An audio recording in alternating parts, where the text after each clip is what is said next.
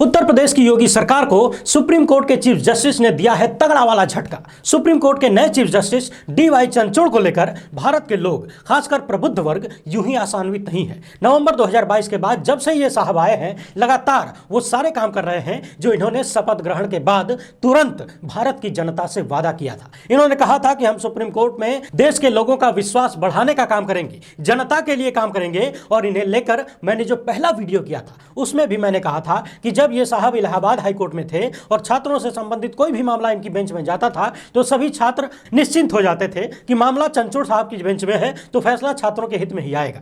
उस वक्त संभवतः यूपी में अखिलेश यादव की सरकार थी। उस सरकार को डी.वाई. चंद्रचूड़ जी ने बहुत सारे झटके दिए थे। उसी तरह से आज उत्तर प्रदेश की योगी सरकार को सुप्रीम कोर्ट के चीफ जस्टिस की बेंच ने बहुत ही तगड़ा वाला झटका दिया है और झटके के साथ साथ एक बार फिर से तगड़ा वाला फटका भी दिया है। और इतना ही नहीं, जिस मामले को लेकर योगी सरकार सुप्रीम कोर्ट पहुंची थी उसे जानने के बाद आप भी कहेंगे कि क्या ये किसी लोकतांत्रिक देश की सरकार है जो ऐसे मामलों को लेकर सुप्रीम कोर्ट पहुंच जा रही है। शायद इसीलिए सुप्रीम कोर्ट ने यूपी सरकार की याचिका को न सिर्फ खारिज किया है बल्कि तगड़ी वाली नसीहत भी दे दी है। पूरा मामला हम आपको विस्तार से बताएंगे, दिल दिमाग दुरुस्त करके सुनिए। बात बात में बीजेपी के नेता पाकिस्तान की रट लगाए रहते हैं और इस कदर रट लगाते हैं कि अलग अलग मंचों पर अब भारत की तुलना पाकिस्तान से होने लगी है। पिछले कई वीडियोज में हमने आपको दिखाया भी था, अलग अलग स्तर पर हालत ऐसी हो गई है कि अब तो यह संदेह भी होता है कि कहीं ये लोग पाकिस्तान को ही विश्वगुरु तो नहीं मानते हैं कि उस जैसा बनाते जा रहे हैं। फिल्मों की सेंसरशिप को लेकर भारत की तुलना पाकिस्तान से की गई है। पूरे मामले पर विस्तार से चर्चा करेंगे, बात इस तस्वीर की भी करेंगे, इसे ध्यान से देख लीजिए।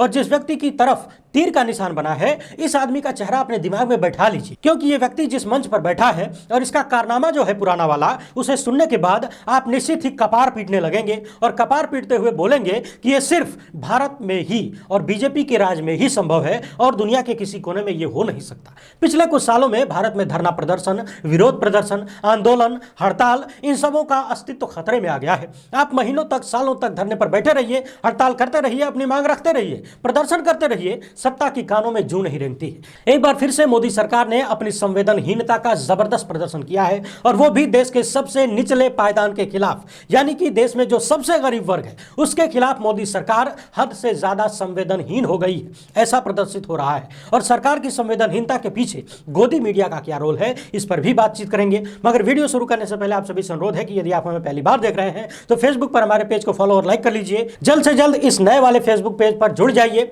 यूट्यूब पर सब्सक्राइब करके घंटा जरूर दबाइएगा। अब वक्त आ गया है कि देश की जनता स्वतंत्र पत्रकारों का साथ दे और हम आपकी आवाज बने, क्योंकि गोदी मीडिया ने सत्ता से सुपारी लेकर जिस तरह से भारत के लोकतंत्र के समापन की कसम खाई है उसका नुकसान देश की जनता को ही झेलना है। भारत में लोकतंत्र के लिए लाखों लोगों ने कुर्बानी दी है। कुल मिलाकर उन लाखों कुर्बानियों से मिली आजादी को बचाने की जिम्मेदारी हमारी और आपकी है। हमारे इस प्रयास में यदि आप हमारा सहयोग करना चाहें तो इस QR कोड या फिर इस मोबाइल नंबर का प्रयोग करते हुए हमें आर्थिक सहायता भेज सकते हैं। बहुत बहुत धन्यवाद। सबसे पहले विश्व गुरु भारत की दोगुनी आय वाले किसान की ये तस्वीर देख लीजिए।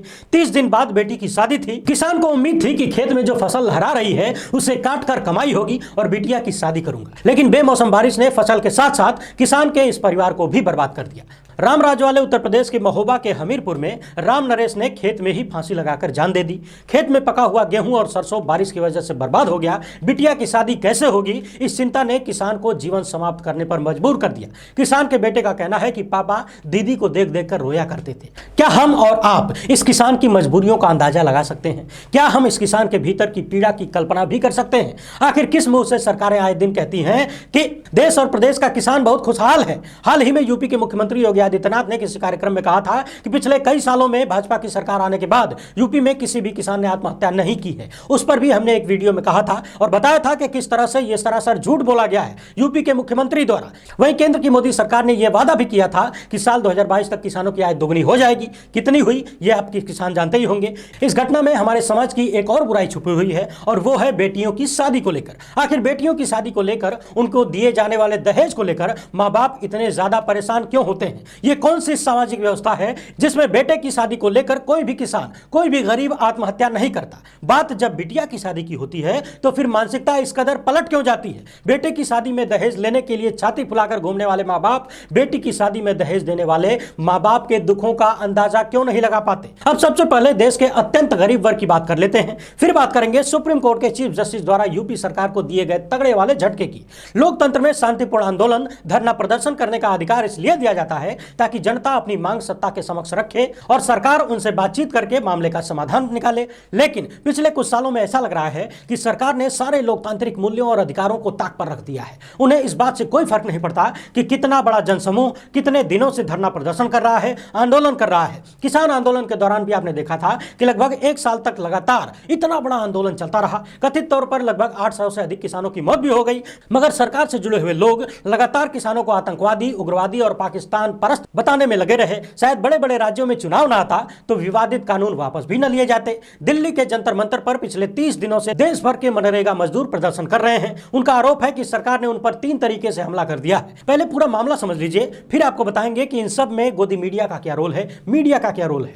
मनरेगा मजदूरों का कहना है कि पहले तो सरकार ने मनरेगा के बजट में 1/3 की कटौती कर दी है। दूसरा है मोबाइल ऐप आधारित उपस्थिति और तीसरा मामला है आधार आधारित भुगतान प्रणाली। आपको बताते हैं कि आधार आधारित भुगतान प्रणाली को लेकर खुद सरकार ने कहा था कि इसकी वजह से बड़ी संख्या में मनरेगा मजदूरों का भुगतान नहीं हो पाएगा, यानी कि बहुत सारे लोग मजदूरी का काम ही नहीं पा सकेंगे मनरेगा के तहत। फिलहाल जंतर मंतर पर वाराणसी के मनरेगा मजदूर धरना प्रदर्शन पर बैठे हुए हैं, माफ करिएगा, स्मार्ट सिटी वाराणसी, वहीं जहां से प्रधानमंत्री नरेंद्र मोदी दूसरी बार सांसद बने। मनरेगा मजदूरों का कहना है कि धरना प्रदर्शन 100 दिनों तक चलेगा। पिछले 30 दिनों में मात्र एक बार सरकार की तरफ से कोई व्यक्ति इनसे बातचीत करने आया, लेकिन कोई हल नहीं निकाला गया। मनरेगा को बर्बाद करने से कितना बड़ा नुकसान देश के गरीब वर्ग का हो रहा है, यह हम आप अंदाजा भी नहीं लगा सकते। एक तो चारों तरफ से रोजगार की घटोतरी हो रही है, ऐसे में ग्रामीण मजदूरों के पास एक साधन था मनरेगा, कुछ कमाने का, जीने का, लेकिन कथित तौर पर सरकार अब उसका भी भट्टा बैठाना चाहती है। अब सवाल यह है कि आखिर सरकार को आंदोलन और धरना प्रदर्शनों से असर क्यों नहीं पड़ता। अब तो आपको बता दें कि किसी भी धरना प्रदर्शन या विरोध प्रदर्शन से सरकार दबाव में तब आती है जब वो मांग जनता के बीच जाती है, जब लोगों को पता चलता है कि इतने सारे लोग सरकार के खिलाफ हैं, सरकार की फला नीति के खिलाफ हैं, ये लोग सरकार का विरोध कर रहे हैं, सरकार लोगों की मांग सुन नहीं रही है। और जब सरकार को यह महसूस होता है कि जनता के बीच उनकी बदनामी हो रही है, तब सरकार दबाव में आकर प्रदर्शनकारियों और आंदोलनकारियों से बातचीत करती है, कोई हल ढूंढने का प्रयास करती है। अब सवाल यह है कि जो लोग आंदोलन कर रहे हैं, प्रदर्शन कर रहे हैं, उनकी बात जनता तक पहुंचाएगा कौन? तो यह काम होता है देश के मीडिया का। लेकिन देश में मीडिया का क्या हाल है, यह तो आप सब जानते ही हैं। हमारे देश के तथाकथित सबसे बड़े चैनल वाले इलाहाबाद के माफिया अतीक अहमद का मूत्र दिखाने में व्यस्त है। गुजरात से लेकर इलाहाबाद तक अतीक अहमद के लाए जाने की लाइव कवरेज सारा का सारा गोदी मीडिया कर रहा है और पूरे लपड़झंडी चिल्ला चिल्ला के यूं ही रास्ते में ही अतीक अहमद को फांसी दिलवाना चाहते हैं। गुजरात से यूपी के रास्ते में कितनी बार अतीक अहमद ने पेशाब किया, यह बात पूरे भारत को पता चल गई होगी। लेकिन दिल्ली के जंतर मंतर पर देश भर के मजदूर, वाराणसी के मजदूर 30 दिन से धरना प्रदर्शन कर रहे हैं। गारंटी देता हूं देश के ज्यादातर लोगों को यह बात मालूम नहीं होगी। गोदी मीडिया ने देश का कितना बंटाधार किया है, इसका अंदाजा लगाना किसी रॉकेट साइंस का काम नहीं है, यह हम सब जानते हैं। लेकिन चूंकि हमारे देश के लोगों की मानसिकता ऐसी है कि जब अपने पर आएगा तब देखेंगे, तो इस बात की भी गारंटी मैं दे सकता हूं कि इंतजार करिए, आप पर भी बहुत जल्द आएगा। अब बात कर लेते हैं सुप्रीम कोर्ट के चीफ जस्टिस डीवाई चंद्रचूड़ जी की, जिन्हें लेकर देश की जनता के भीतर एक उम्मीद की किरण नजर आ रही है। आपको यूपी के हाथरस वाला मामला तो याद ही होगा, जिसमें एक दलित बिटिया के साथ गैंगरेप और मर्डर की घटना सामने आई थी और यूपी पुलिस ने रातों रात परिवार की बिना मर्जी के उस बिटिया का शव खेत में चला दिया था और शव देखने तक नहीं दिया था, ऐसे आरोप लगे थे। रामराज में इस बेटी बचाओ घटना के बाद इलाहाबाद हाईकोर्ट ने स्वतः संज्ञान लेते हुए यूपी सरकार से इस परिवार को हाथरस से हटाकर दूसरी जगह पर स्थानांतरित करने और परिवार के एक सदस्य को नौकरी देने का आदेश दिया था। बाद में यूपी सरकार इस मामले को लेकर सुप्रीम कोर्ट पहुंच गई और यूपी सरकार के वकील ने कहा कि हमारी सरकार इस परिवार को दूसरी जगह स्थानांतरित करने के लिए तैयार है, लेकिन परिवार या तो नोएडा या गाजियाबाद या फिर दिल्ली जाना चाहता है। इसके साथ ही यूपी सरकार पीड़ित परिवार के सदस्य को नौकरी देने के मामले में भी आनाकानी कर रही थी। यूपी सरकार के वकील ने कहा कि क्या बड़े विवाहित भाई को पीड़िता का आश्रित माना जा सकता है। इतना कहना ही था कि सुप्रीम कोर्ट की बेंच ने, जिसमें chief justice DY Chandrachud, justice TS. Narasimha और जस्टिस जे.बी. पारदीवाला थे, इन लोगों ने भयंकर आश्चर्य प्रकट किया और कहा कि इस तरह का मामला लेकर कोई स्टेट गवर्नमेंट सुप्रीम कोर्ट कैसे जा सकता है, और इस मामले को पूरी तरह से डिसमिस कर दिया गया और कहा कि यह पीड़ित परिवार को प्रदान की जाने वाली सुविधाएं हैं, हमें इसमें हस्तक्षेप नहीं करना चाहिए। राज्य को इस तरह के मामलों को लेकर सुप्रीम कोर्ट नहीं आना चाहिए। इस मामले के तथ्यों और परिस्थितियों में हम संविधान के अनुच्छेद 136 के तहत विशेष अनुमति याचिका पर विचार करने के इच्छुक बिल्कुल भी नहीं है। न्यायालय की भाषा थोड़ा अलग तरीके की होती है, जो आम जनमानस के बीच सामान्य समझी जा सकती है। लेकिन सुप्रीम कोर्ट ने और चीफ जस्टिस ने इस मामले पर यूपी सरकार को जिस तरीके का झटका दिया है और जो फटका दिया है कि इस तरह के मामले लेकर सुप्रीम कोर्ट मत आइए, यह दर्शाता है कि कहीं ना कहीं भारत का सुप्रीम कोर्ट और विशेष विशेषकर चीफ जस्टिस लोगों का विश्वास जगाने और बढ़ाने का प्रयास कर रहे हैं। उनका प्रयास यह बताने का है कि इस देश का सुप्रीम कोर्ट इस देश की जनता के लिए है, किसी सत्ता के लिए नहीं। अब जरा इस तस्वीर को ध्यान से देखिए। ये महाशय जो स्टेज पर चौड़िया कर छाती फुलाए बैठे हुए हैं, ये कोई आम आदमी नहीं है। ये गुजरात की बिल्किस बानो के बलात्कारी हैं, सजा याफ्ता हैं और भाजपा सरकार के रहमो करम से यहां बैठे हुए हैं। और बैठे हैं गुजरात के बीजेपी सांसद और एमएलए के साथ मंच पर। क्या आपने दुनिया के किसी देश में ऐसा अद्भुत करतब देखा है? देख भी नहीं सकते, क्योंकि ब्रह्मांड का सबसे बड़ा बेटी बचाओ बेटी पढ़ाओ कार्यक्रम तो भारत में चल रहा है, तो दुनिया के किसी और कोने में कैसे देख सकते हैं? मेरी राय में मोदी सरकार को जल्द से जल्द बेटी बचाओ योजना के ब्रांड एम्बेसडर के रूप में बिल्किस बानो के बलात्कारियों का नाम दे देना चाहिए।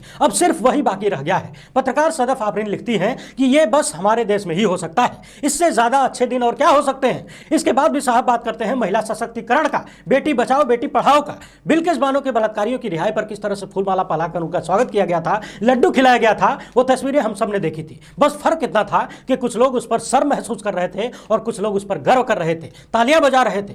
आप बीजेपी के प्रवक्ताओं और नेताओं को अक्सर हर बात में पाकिस्तान का नाम लेते हुए सुनते होंगे। आप किसी भी मुद्दे पर बात करें, वो लोग उसमें पाकिस्तान और मुसलमान घुसा ही देते हैं। बिना पाकिस्तान और मुसलमान के उनकी कोई चर्चा ही नहीं होती। बहुचर्चित फिल्म जॉयलैंड, जो कि 2023 के ऑस्कर में पाकिस्तान की तरफ से प्रवेश पा चुकी थी, इसके निर्देशक सैम सादिक और प्रोड्यूसर अपूर्वा चरण ने भारत में इसकी रिलीज को लेकर, इस फिल्म की रिलीज को लेकर और दलित समाज तथा सेंसरशिप पर चर्चा की है और कह दिया कि फिल्मों के सेंसरशिप के मामले में भारत पाकिस्तान जैसा होता जा रहा है। आपको बता दें कि इनकी फिल्म रिलीज होने से एक सप्ताह पहले ही पाकिस्तान में बैन कर दी गई थी, लेकिन सोशल मीडिया पर जनता के दबाव में कुछ दिन बाद प्रतिबंध हटा लिया गया। भारत में इस फिल्म की रिलीज पर बात करते हुए इसके निर्देशक ने कहा है कि भारत भी फिल्मों को सेंसरशिप करने के मामले में पाकिस्तान की तरह होता जा रहा है। इनकी पूरी बातचीत द वायर की वेबसाइट पर उपलब्ध है, आप वहां जाकर पढ़ सकते हैं। यह फिल्म सोशल प्रॉब्लम पर बनी हुई है।